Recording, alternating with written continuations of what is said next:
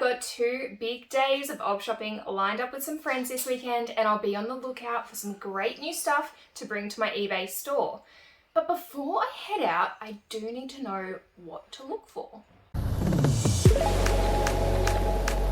Today's video is all about showing you how I build out my sourcing plan ahead of hitting the op shops. Now, I'm not trying to reinvent the wheel here. To create my plan, all I'm going to do is take a look at what's already been selling on eBay and Poshmark. To review what's been selling on eBay and Poshmark, I refer to my spreadsheet. This is where I track my whole reselling business, but you could use a detailed orders report. You want something where you're going to be able to see some details about the items that have been selling. So things like the styles and sizes, which we'll get into now.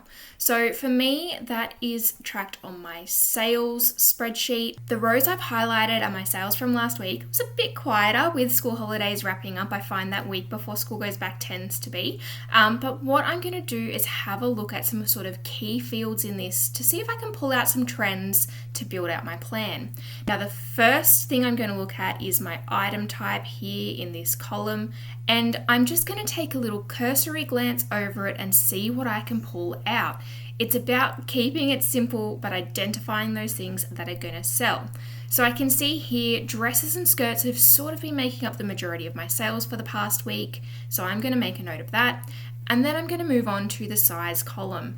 Again, can quite easily see some trends at a glance there. Sizes 12 and up seem to be what is moving. So again, that's an important one to note. From there, I'm going to come across and have a look and see if there's anything that's sold particularly quickly. I've mentioned before, I do track when I buy and when I sell things, so I calculate that as a number of days they've been hanging around in my store. I'm interested in 2 rows looking at this. I've got an item that's sold within 19 days and an item that's sold within 29 days. So I'm just going to go back and have a look at the detail on what those were.